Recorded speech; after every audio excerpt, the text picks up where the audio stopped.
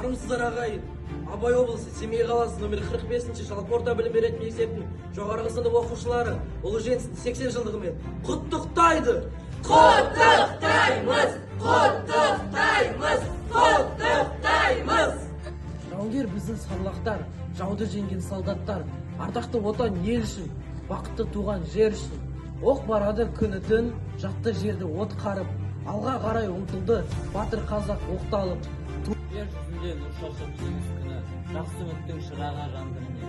Аспан бетін қаптаған қара тұман, серпіліп зұлымдық сөндірді. Жер бетін қан сасытқан соғыс бітті, жер бетінен жамандық мүлде өтті. Жеңістің жарқын күнін жыр қыламыз, аспандатып жырлаймыз жас. Жеңістеміз жалауымыз желбіреп, көктем күнін нұрым төккен елжіреп. Тап осындай бейбіт күнге жеткізген әкелер мен ағалар ғой ержүрек. Қорғап қалған қаласы мен даласын, білеміз бе бабалардың бағасын. Қан майданда бала аңса банасын, келеді деп ана күтті баласын.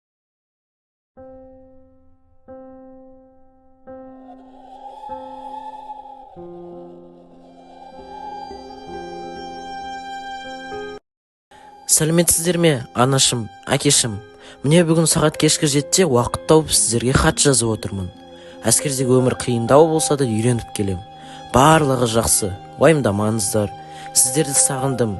Үйдің иісін, сіздердің жылы дауыстарыңызды, сүйкімді күлкілеріңізді бәрін сағындым. Бірақ менде бәрі жақсы өтуде. Таңертең ерте тұрамыз, жаттығамыз, дайындаламыз, тапсырмалар орындаймыз. Уақыт тез өтіп жатыр, бірақ әр күн сайын сіздерді ойлаймын. Сіздерге хат жазғанда жүрегім бір сәтке болса да қастарыңызға оралғандай болады. Сіздер аман есен болыңыздар, мен де өзіме абай болам. Келесі кездескенше дейін хаттарыңызды асыға күтем. Сағынышпен, ұлда.